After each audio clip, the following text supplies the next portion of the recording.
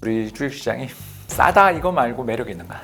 그리고 두 번째가 싼 게 정말 많나? 이 질문에도 이제 답을 해야 되는 상황이죠. 우리나라가 평균이 PBR이 0.9배다라고 하는 거지. 네. 한쪽에는 PBR 20배, 30배가 있고 한쪽엔 0.1배, 0.2배가 있는 그런 나라인 거죠. 그러니까 한쪽에서는 그 성장에 대해서 엄청난 프리미엄을 주고 다른 한쪽에서는 이 회사는 안 돼라는, 그러니까 가지고 있는 그 어마어마한 자산 대비 미래 성장성은 없어라며 굉장히 시장에서 구박받는 이 증시는 버블 리스크 말고는 별게 지금 큰 그렇게 걸림돌이 없다. 되게 비싸죠. 비싸지만 네. 근데 비싸다 이야기 지금 한 5년째 하고 있잖아요. 우리 한국은 싸다 말고는 매력이 없다라면 미국은 비싸다는 거 하나 빼고는 사실 흠잡을 데가 없는 그런 상황이라고 볼 수 있겠습니다.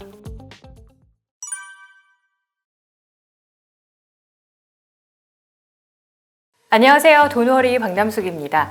지금 촬영일 기준 엊그제 국가의 계엄령 사태가 벌어졌습니다. 물론 6시간 만에 계엄령이 해제가 됐지만 이미 온 나라가 혼돈에 빠졌고요. 아직도 금융시장은 변동성이 큰 상황인데요. 사실 오늘 연말과 연초 증시 전망에 대한 이야기를 듣고자 이분을 모셨습니다. 그런데 갑자기 이런 이야기부터 하게 됐네요. 홍춘욱 대표님 오셨습니다. 대표님 안녕하세요. 네, 안녕하세요. 반갑습니다.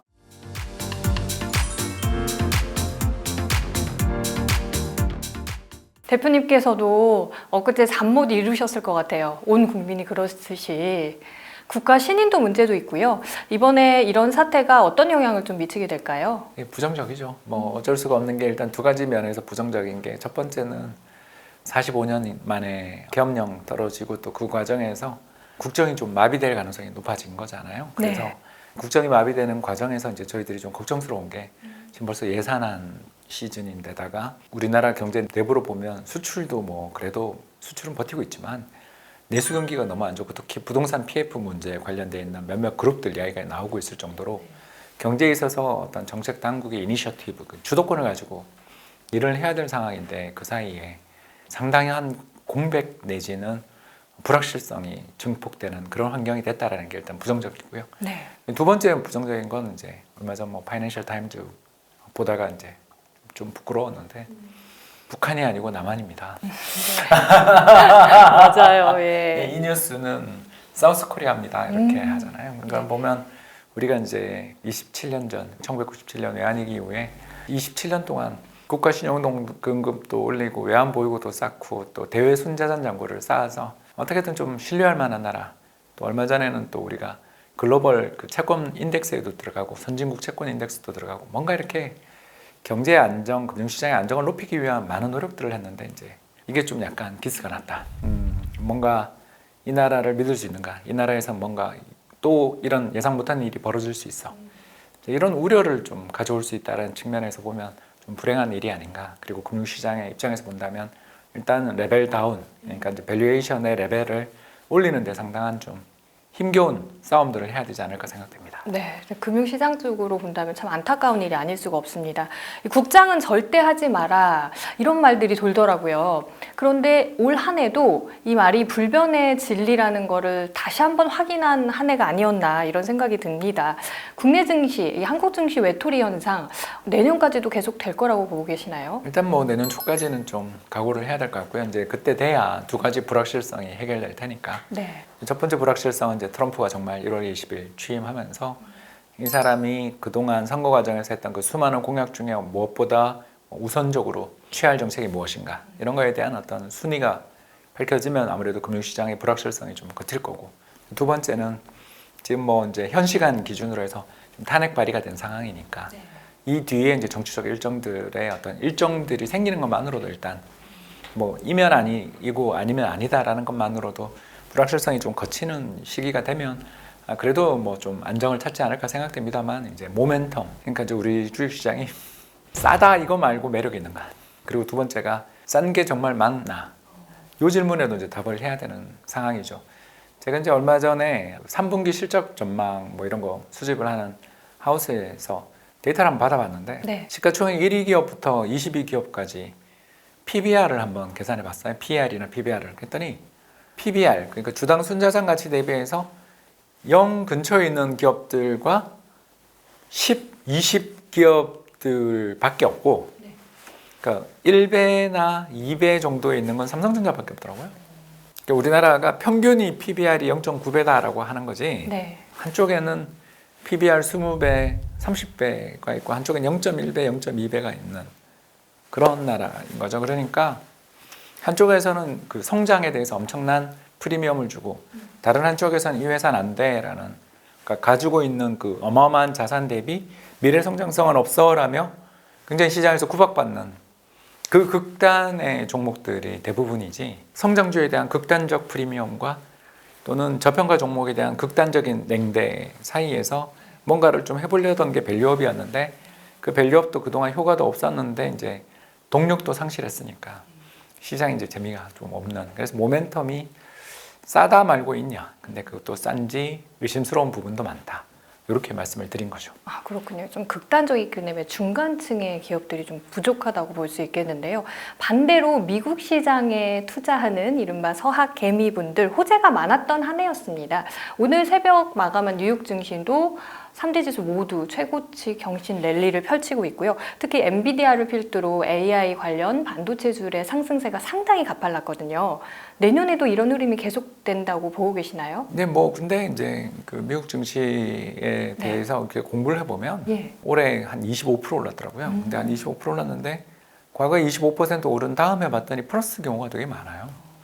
그러니까 이제 힘이 엄청 셌고, 네. 힘이 엄청 센 시장, 그러니까 달아올라 있는 시장이 쉽게 꺾이지 않더라. 이 시장은 그러니까 항공모함 같은 시장이어서 우리는 양은 냄비 같은 시장이고, 네. 우리 한번 달아오르다가 금방 식어버리는 시장이라면 네. 미국은 달아오르는데 시간이 좀 걸리지만 한번 불이 붙으면 상당히 오래가는, 그리고 항공모함처럼 방향 한번 트는데 정말 몇백 킬로가 필요한 것처럼 상당히 그 대비할 수 있는 시간을 주는 시장이니까, 일단 현재 제가 봤을 때는 미 증시는 버블 리스크 말고는 별게 지금 큰 그렇게 걸림돌이 없다. 되게 비싸죠. 비싸지만 네. 뭐 근데 비싸다 이야기 지금 한 5년째 하고 있잖아요. 비싸지만 뭐 지금 앞에 걸림돌이, 우리 한국은 싸다 말고는 매력이 없다라면 미국은 비싸다는 거 하나 빼고는 사실 흠잡을 데가 없는 그런 상황이라고 볼 수 있겠습니다. 네, 부럽네요, 정말. 결국 이렇게 대표님께서 말씀해 주신 대로 또 투자자분들께서도 그나마 신뢰하는 곳이 미국 시장이다 이렇게 생각하실 것 같아요. 그런데 미국도 하반기 들어서는 약간의 조정기도 좀 보였었고, 최근에는 대선 이슈가 있으면서 좀 출렁거림도 있었잖아요. 대표님께서는 트럼프 당선은 예측을 하고 계셨었어요? 저야 네. 트럼프가 지는 게 이변이다. 그러니까 기울어진 운동장이다라고 제가 종종 제 채널에서도 많이 이야기했고, 네. 그게 이유가 두 가지인데요. 첫 번째는 이제 오바마 대통령 때부터 지금까지 변함없이 나오고 있는 현상이, 유색 인종 후보는 선거 여론조사보다 약 2%포인트 정도 투표율이 낮아요. 그걸 저희들은 이제 히든 레이시스트라고 부르는데, 네. 이제 이런 일들이 이제 2008년, 2012년에 계속 반복됐었죠. 그리고 이제 이번에 카말라 해리스 같은 경우도 유색 인종이니까 이분도 이번에 큰 피해를 봤고요. 이제 두 번째가 샤이 트럼프는 사라지지 않더라. 실제로 2016년 선거 때도 샤이 트럼프가 한 2% 있었고, 2020년 선거에서도 사실 바이든이 압도적으로 이기는 줄 알았는데도 박빙이었잖아요. 특히 몇몇 주에서 거의, 특히 조지아랑 펜실베니아에서 민주당이 극적인 승리 거두지 않았으면 아마 지금 대통령은 계속 트럼프가 연임 중이었을 정도로 굉장히 그 샤이 트럼프들이 센데, 그 샤이 트럼프가 특히 바이든하고 붙었을 때보다 힐러리하고 붙었을 때가 되게 셌잖아요. 똑똑한 여성을 싫어하는 또 어떤 집단이 또 있는 것 같아요. 그러니까 인종차별에다가 똑똑한 여성에 대한 혐오, 기피, 이 모든 거가 조합되면 대략 카멀라 해리스가 트럼프에 대해서 지지율이 한 4에서 5%포인트 이상 압도적인 우위가 없는 한 박빙이거나 열세라고 봤는데, 제 생각보다 훨씬 더 크게 지는 거 보고 네. 와, 이 사람들이 더 세가 세졌지 줄지는 않았구나. 그럼 정말 기울어진 운동장이 아닌가 생각합니다. 네. 그럼 이렇게 과거 대선과 이번 대선을 좀 비교해 본다면 시장에 미치는 영향은 어느 정도로? 이번이 훨씬 크죠. 왜 그러냐면 네. 트럼프가 2021년 초에 미국 국회의사당 점령을 촉구하는, 어떻게 보면 반란을 촉구하는 듯한 메시지를 던졌던 거 혹시 기억나실 겁니다. 거의 어떻게 보면 반란을 선동한 사람이 다시 대통령이 된 거예요. 그러니까 네.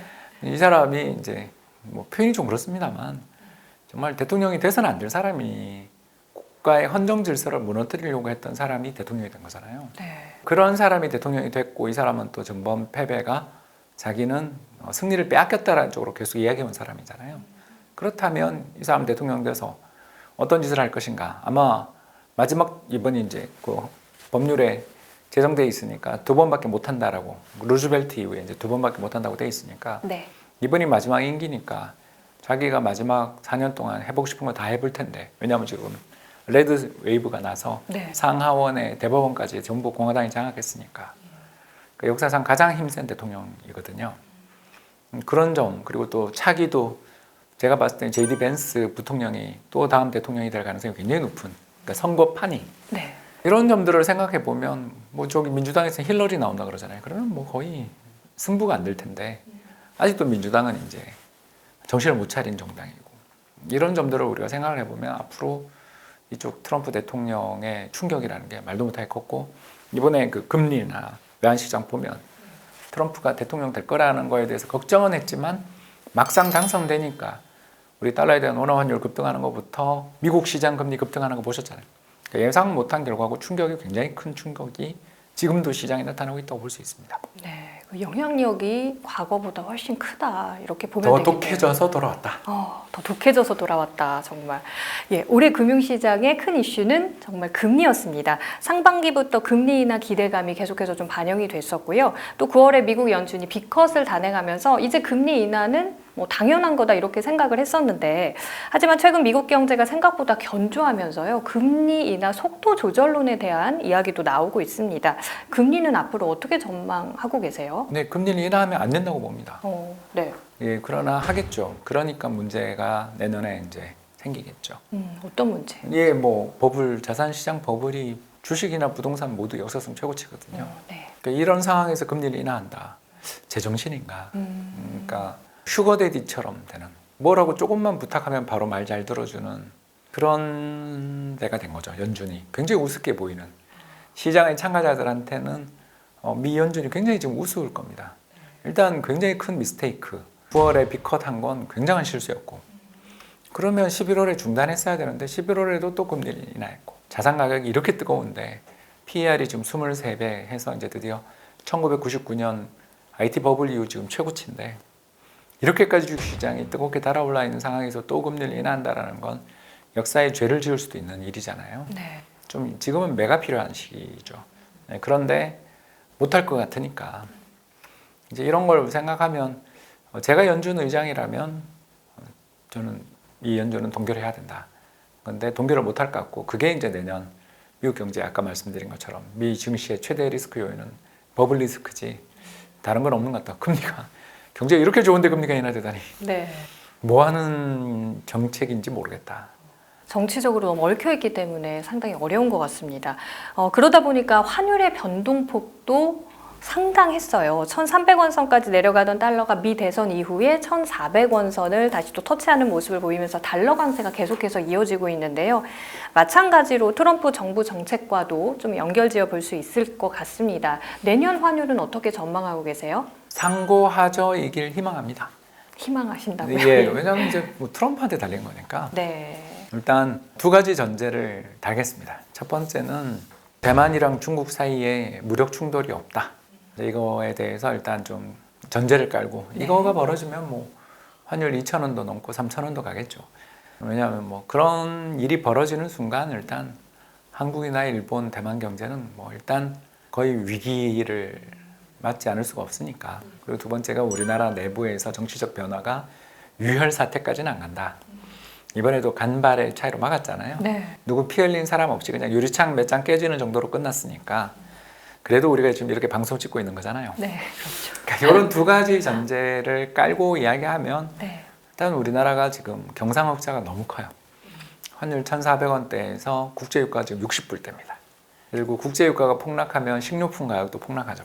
그래서 전 세계적인 지금 곡물 가격이 대폭락 중입니다. 이런 요인들을 생각하면 우리나라는 월 경상흑자가 한 100억 불씩 났거든요. 1년에 1,000억 불이 넘어요. 자, 이런 어마어마한 경상흑자를 누구한테 내겠습니까? 지금 우리가 중국하고 사이가 좋은 것도 아닌데 결국 우리나라의 대부분 무역흑자는 네. 미국이랑 유럽 쪽에서 발생을 하는 건데 예. 트럼프가 가만히 있겠습니까? 아니, 그러니까 양안 전쟁만 없다면 네. 그러면 우리나라에 대해서 환율 조작국 지정 가능성이 저는 굉장히 높다. 근데 환율 조작국 지정돼 봐야 뭐 별 문제는 없는데 좀 심리적인 충격을 줄 수도 있고 또 트럼프 입장에서는 한국에 대해서 관세 부과 얼어댈 수도 있는 요인이니까 이런 걸 감안해 본다면 연말 연초에는 환율이 좀 최고치고 그 다음부터는 좀 이런 불확실성들이 완만히 해저되는 경우에는 좀 내려가지 않겠냐. 근데 그렇다고 해서 아까 이야기한 것처럼 1,300원 밑으로 내려간다고 이야기하려니 우리나라가 일단 스스로 기스를 한번 냈고 아까 제가 말씀드린 것처럼 네. 트럼프가 세계 각국의 어떤 그런 지도자, 뭐 자기 나라에서는 중앙은행 총재까지 그렇게 다 긁어버리는 사람이잖아요. 그렇다면 이 사람 4년 동안에 솔직히 지정학적 리스크라는 건 사라지지 않을 것 같다.